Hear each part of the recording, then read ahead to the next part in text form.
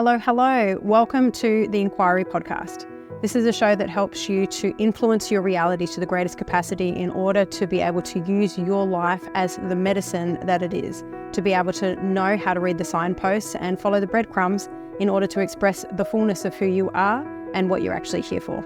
I'm your host, Nerida Mills. I am a master psychosomatic practitioner, coach and facilitator, and it is my absolute pleasure to have you here. Welcome on board and let's get started.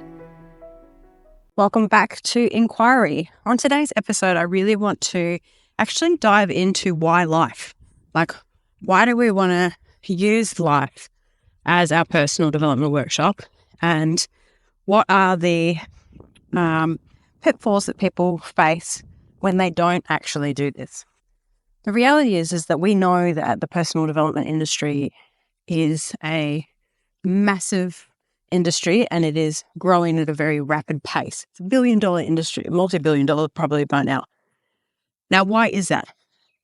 I think it is the way that it is because people know that there's more than the stories that they've told themselves. They know that there's an opportunity for them to be able to create something for themselves that perhaps they haven't seen their parents do or any of the other family members do. We have so much information out there now that it's not a question of whether or not we have the availability to us of the skills or the ability to learn something new that gets in the way of us getting the outcomes that we want. We know we have enough information and we have enough experience, we have enough statistics that tell us that more often than not, we are the things that get in our way. And so the personal development industry really does springboard off that knowledge. Now, the challenge with the personal development industry, as I see it personally, is that there are a lot of people who know the work and don't live the work, don't do the work, don't integrate the work into their own life. Very good at talking to other people about it, very good at showing up on social media in a way that, ticks all of the boxes, it looks all of the right ways. But when you dig just a little baby bit deeper into their personal life, what you find is people not living the work, aka the relationships are shit, their communication's off. Maybe they have financial issues when they're claiming to be abundant.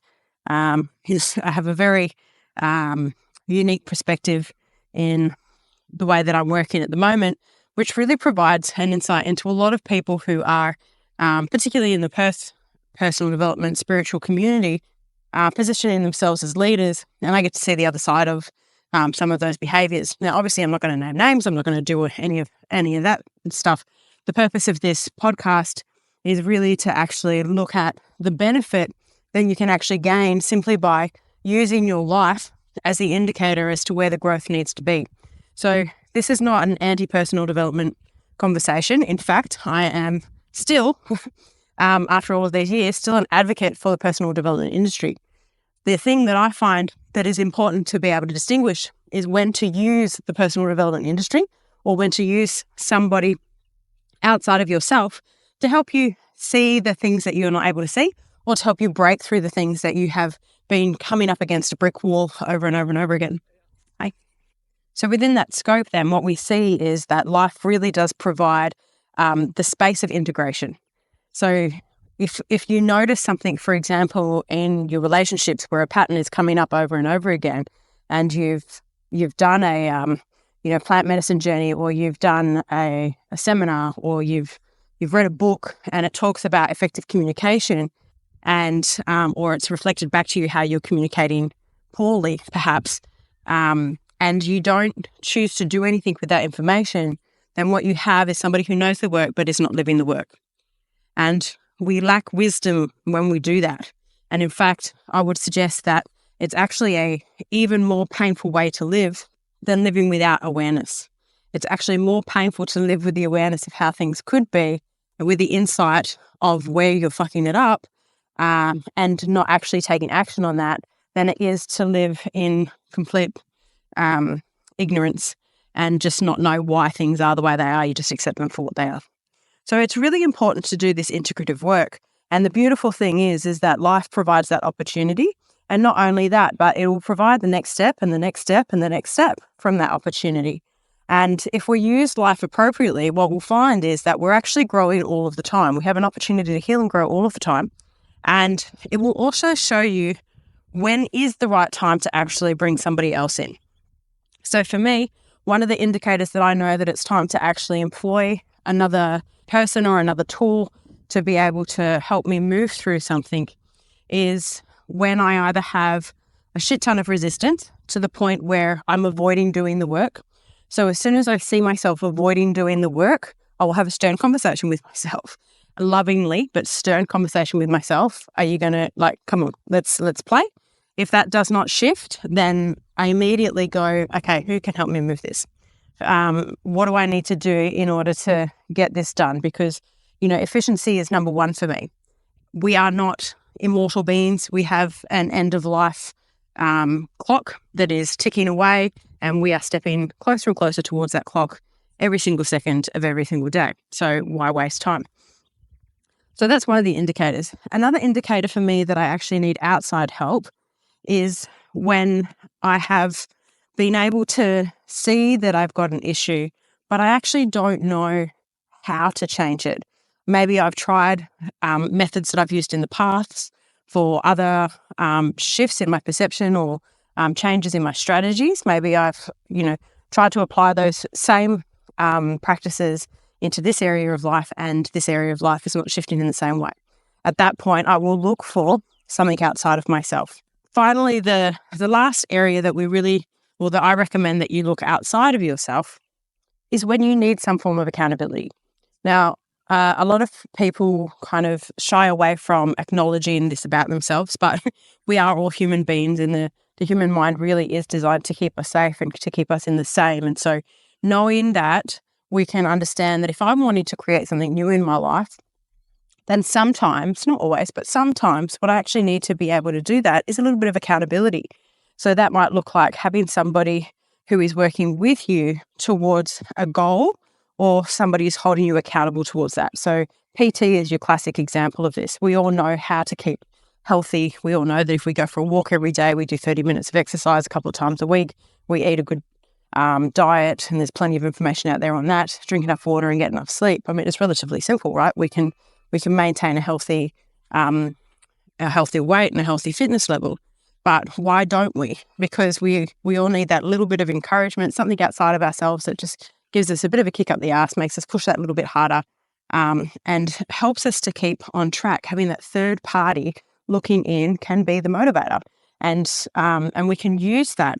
It's not something that we should shy away from. In fact, I would suggest more lean into when you know that that's something that you need. And again, how you know that this is something that you need? Well, have you been able to do it by yourself? That's a good question to ask. If you haven't been able to do it by yourself and you know all the information, then potentially accountability is also important. So there's some times in which I would look outside of myself for some help in transformation, healing, or growth. The most important thing to remember here, though, is that without the application of the work that you do, with or without anybody else coming into that arena with you, you are knowing the work and not doing the work. Ultimately, what we want is integrated work. We want to make sure that whatever it is that we're learning, we're actually applying in our life. I was very, very lucky in a sense when I first started down this, the official path of coaching, because I was financially stretched at the time. And so I'd gone and done my introductory course, and I didn't have the money to get back to do the next advanced course and to do the next and to do the next and to do the next, which a lot of people did. And I saw a lot of people, and I still see a lot of people do this within the PD space. And what that looks like is you buy one course, you do the course, you consume it, you feel high as a kite afterwards because you're now inspired. You've just, reached a new level of understanding around yourself and the world and what you're capable of and what's possible for you. And so people walk out of these spaces and experiences just feeling like absolutely on top of the world, and we get addicted to that feeling, right? We want to replicate that feeling. I want to have that feeling again. Now, that's understandable because it's an amazing feeling. The challenge with it is that if we just go back for more of that feeling, we're not actually implementing the work most of the time. So I was very lucky in the sense that I wasn't able to do that. What that forced me to do is really, really hone the basic foundation pieces that were important for me to know, not only as a coach, but for me in my life, to integrate what I was learning and the skill sets that I was learning to be able to help other people and integrate those into my own life to help myself.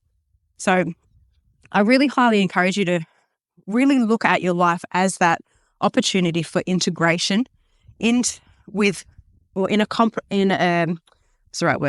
accompaniment with other work that you're doing, other assistance that you might be getting, accountability here and there, transformational moments in time, however they're facilitated, and working with something outside of yourself.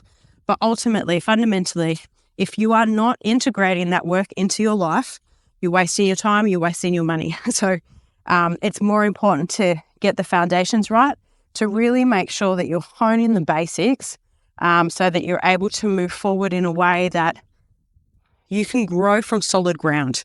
When people grow from a wonky ground because they've just gone seminar, or training, or I'm just circling through different coaches or different practitioners or different modalities even.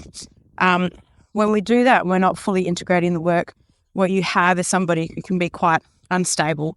And again, I've seen this a couple of times where people have actually had a little bit of a psychotic break because there's not that solid foundation. So it really, really, really is very, very important to make sure that you're bringing it back. And as I've mentioned, life provides all of the tools that we need to be able to do this. We just need to know how to use them, which is what this podcast is all about. So keep on listening, keep on leaning in. And I really encourage you over the next week before you listen to the next podcast, if you're listening to them as they come out, or if you're not and you have the opportunity to just go on to the next, I encourage you to actually stop, take a moment and reflect, where in my life do I have the knowledge and I haven't integrated it? Where have I not applied it? That's another word for integration. Where have I not actually applied that knowledge?